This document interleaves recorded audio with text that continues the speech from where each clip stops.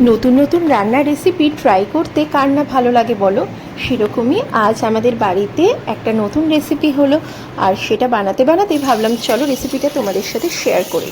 আজকে বানিয়ে নিচ্ছি ঘি মাছ। আর ঘি মাছ বানানোর জন্য দেখো কাতলা মাছের কয়েকটা পিস, ডুমো করে কেটে রাখা আলু, পেঁয়াজ, আদা আর রসুন নিয়ে নিয়েছি।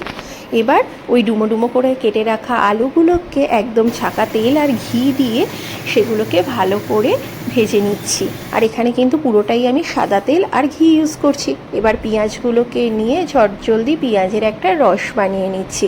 পেঁয়াজের পেস্টটা থেকে একদম ছেঁকে আমি শুধু রসটা নিয়ে নিয়েছি। আর তার সাথে এখানে আদা রসুনের একটা পেস্ট বানিয়ে নিয়েছি।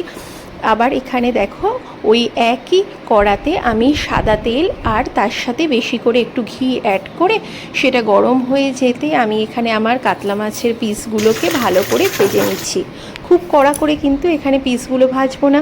ভাজা ভাজা হয়ে গেলে সেগুলোকে ভালো করে সরিয়ে রেখে এবার ওই একই কড়াতে আর অল্প পরিমাণে ঘি দিয়ে তার মধ্যে শুকনো লঙ্কা, তেজপাতা আর গোটা গরম মশলা দিয়ে প্রথমে পেঁয়াজের রসটা দিয়ে তার সাথে একটু নুন অ্যাড করে সেটাকে কিন্তু ভালো করে আমরা কষিয়ে নেব।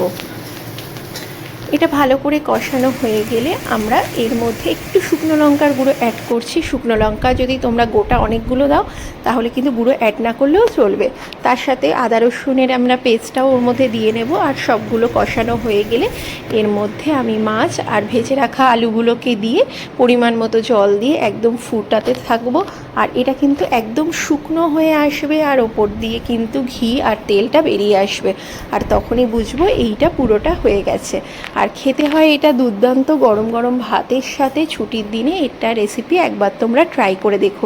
ভালো লাগলে রেসিপিটা শেয়ার করো, লাইক করো আর চ্যানেলটা বাই। দেখা হচ্ছে পরের ভিডিওতে। টাটা।